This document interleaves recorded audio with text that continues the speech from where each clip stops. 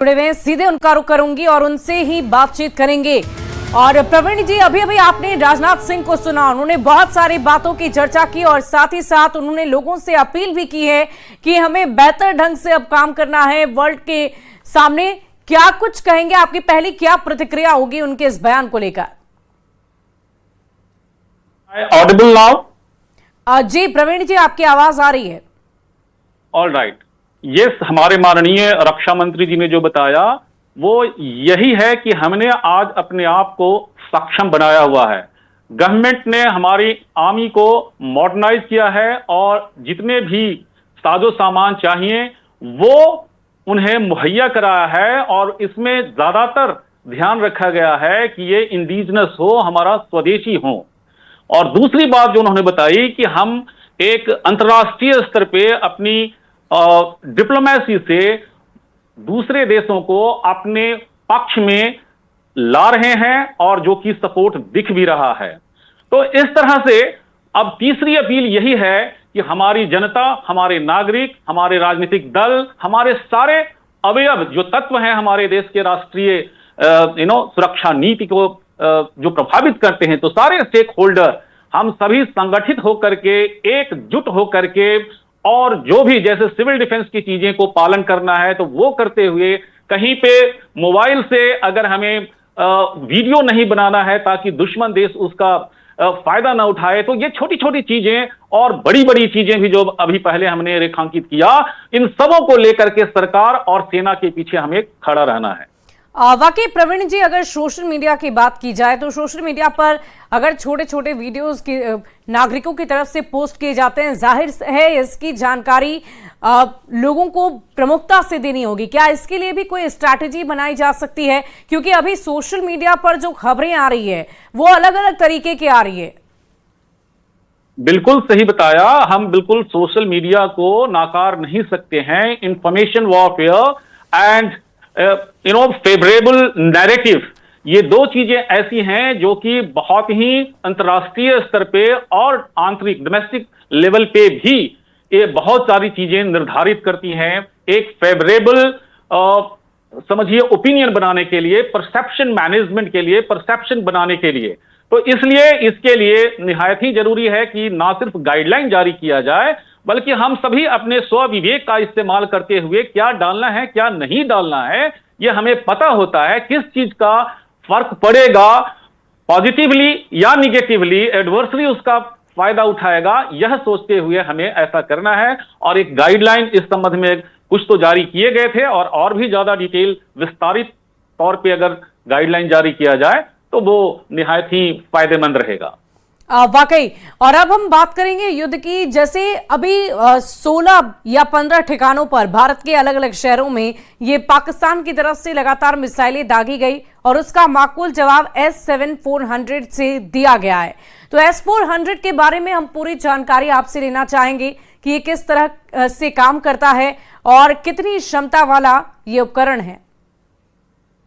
S-400 यह एक ऐसा ड्रोन सिस्टम, सॉरी, ये जो एक ऐसा सिस्टम है S-400 जिसमें कि हम एयर डिफेंस के अंतर्गत में इसको लाया गया है, सेल्फ डिफेंस के लिए। और इसमें ये मोबिलिटी इसको जो दिया गया है 8x8 व्हीकल से दिया गया है ताकि ये कहीं पे भी इजीली लिया जा सकता है।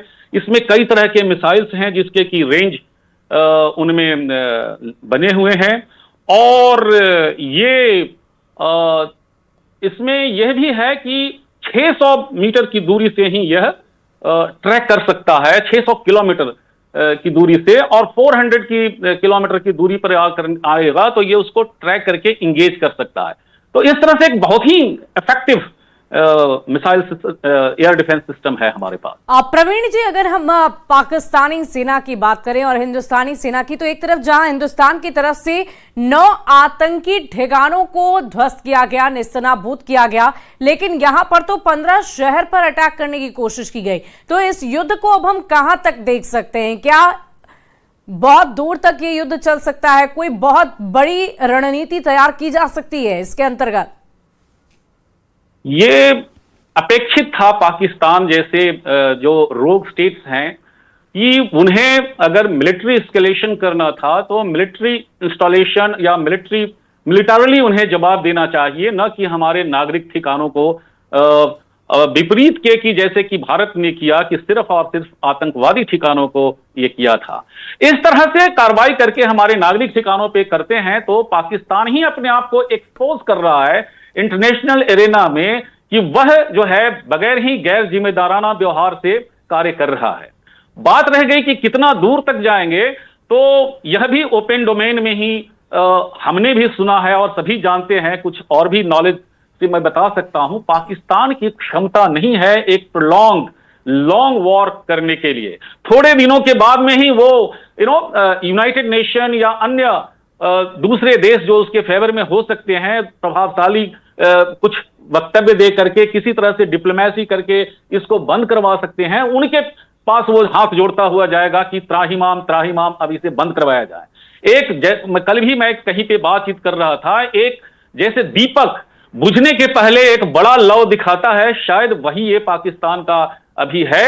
और निहायत ही गैर जिम्मेदाराना व्यवहार है और निहायत ही अपने आप को एक्सपोज करने का एक तरह से मैं कहूंगा कि वो पाकिस्तान ने काम किया है। हमारे लिए इसी नैरेटिव को अंतर्राष्ट्रीय स्तर पे एक फेवरेबल समझिए ओपिनियन बनाने के लिए, बनाने के लिए। और इसी बीच प्रवीण जी आपको रोकना चाहूंगी, एक बड़ी खबर का रुख कर लेते हैं, बड़ी जानकारी आप तक पहुंचाएंगे। हमले में मारा गया मसूद अजहर का भाई, इस वक्त की बड़ी खबर, बड़ी जानकारी आप तक पहुंचा रहे। ऑपरेशन सिंदूर में आतंकी रऊफ अजहर भी मारा गया, भारत के हमले में मारा गया मसूद का भाई, मसूद अजहर का भाई पर यह हमला हुआ, भारत के हमले में मारा गया मसूद का भाई। ऑपरेशन सिंदूर में आतंकी हमला हुआ था और भारत के हमले में मारा गया है मसूद अजहर का भाई। तो अभी अब ये बड़ी जानकारी सामने आ रही है। आपको बता दें कि मसूद अजहर ने खुलकर सामने आकर ये कहा था कि मैं भी मारा जाता तो अच्छा होता। हालांकि उनके परिवार के 10 सदस्यों की जान पहले ही जा चुकी है।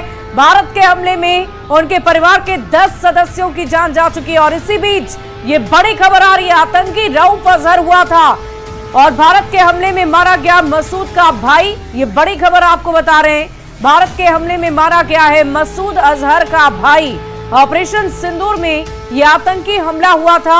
आतंकी रऊफ अजहर इस आतंकी हमले में ही जख्मी हुआ और उसकी जान गई। हमले में मारा गया मसूद अजहर का भाई। इस वक्त की बड़ी खबर आपको बता रहे, आपको बता दें कि 9 संगठन जो वहां पर थे, आतंकी ठिकाने जो वहां थे, जिन्हें भारतीय सेना की तरफ से नेस्तनाबूद किया गया, उसी एक संगठन का मालिक मसूद अजहर के परिवार के 10 सदस्यों की जान जा चुकी है और उनमें से अब उनके भाई की भी जान गई है।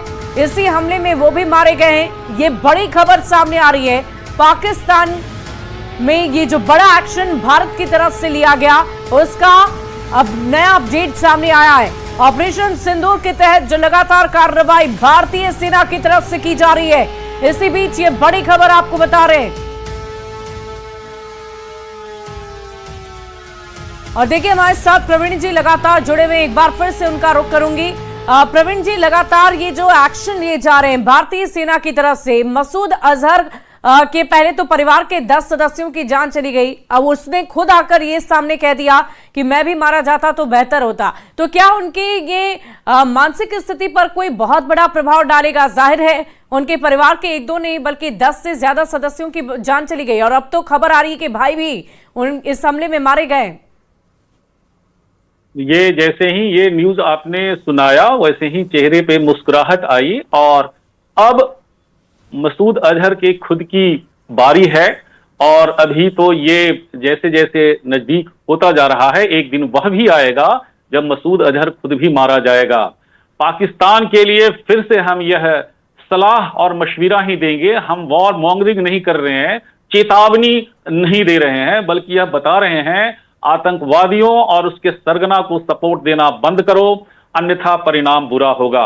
आज पाकिस्तान बेशक ये थोड़े थोड़े अटैक करके जिसे विफल किया जा चुका है भारतीय सैन्य बलों के द्वारा, वह अपना अब ये दिखाने की कोशिश कर रहा है कि हम भी कुवत रखते हैं, हम भी क्षमता रखते हैं, लेकिन वह एक्सपोज हो रहा है कि उसकी क्षमता क्या है, कितने दिन की लड़ाई लड़ सकता है। और साथ ही जैसा कि अभी थोड़ी देर पहले बातचीत कर रहे थे, हमारे नागरिक ठिकानों को निशाना बना करके उसने अपने आप को और भी ज्यादा विषम परिस्थिति में अंतर्राष्ट्रीय स्तर पर डाल रखा है। वाकई प्रवीण जी, हम इस पर भी चर्चा करेंगे कि एक तरफ जहां जाहिर है हिंदुस्तानी सेना की तरफ से पूरी तैयारी भी है, हमारे पास काफी बेहतर ढंग से जो उपकरण है वो भी मौजूद है, लेकिन इन सब के बीच पाकिस्तान खुद को रोक नहीं रहा है। लगातार वहां पे लाइन ऑफ कंट्रोल पर भी फायरिंग चल रही है। तो ये मंसूबे क्या हैं, अभी वो क्या करना चाह रहा है, जब जानकारी है इस बात की कि हम उतनी मजबूत स्थिति में नहीं है, बावजूद ये साबित क्या करना चाह रहे हैं कि ये हमला और ये लड़ाई और ये जो वॉर कल को फुल स्केल में जाता है, तो इसके लिए भारत जिम्मेदार है। उसने हमारे ऊपर अटैक किया था और हम तो रिटेलिएटरी अटैक कर रहे हैं, लेकिन वस्तु स्थिति ऐसी नहीं है। वास्तविकता यह है कि आतंकी हमला करवा करके पाकिस्तान ने हमारे ऊपर हमला किया।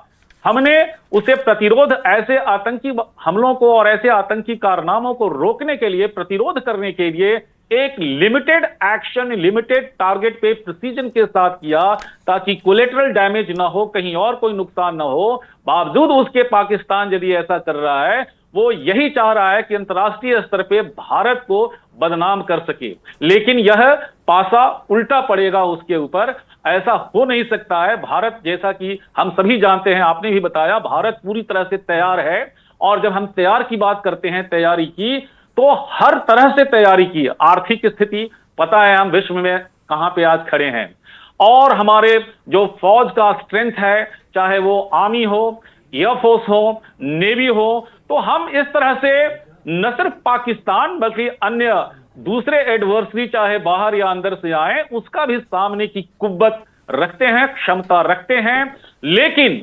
जब हमारे पास पूरी शक्ति है, बावजूद उसके यदि हम रिस्ट्रेंट यानी संयम बरत रहे हैं, तो हमारी प्रौढ़ता को, हमारी मैच्योरिटी को, हमारी परिपक्वता को जाहिर करता है भारत का। और इसीलिए शायद अंतर्राष्ट्रीय स्तर पे भारत को सपोर्ट मिल रहा है और पाकिस्तान की वहीं पे। प्रवीण जी, अगर हम पाकिस्तान के आरोपों की बात करें तो प्रोपोगेंडा भी फैलाने की कोशिश बहुत की जा रही है, बहुत सारी ऐसी बातें कही जा रही है पाकिस्तान की तरफ से जो हुई ही नहीं है।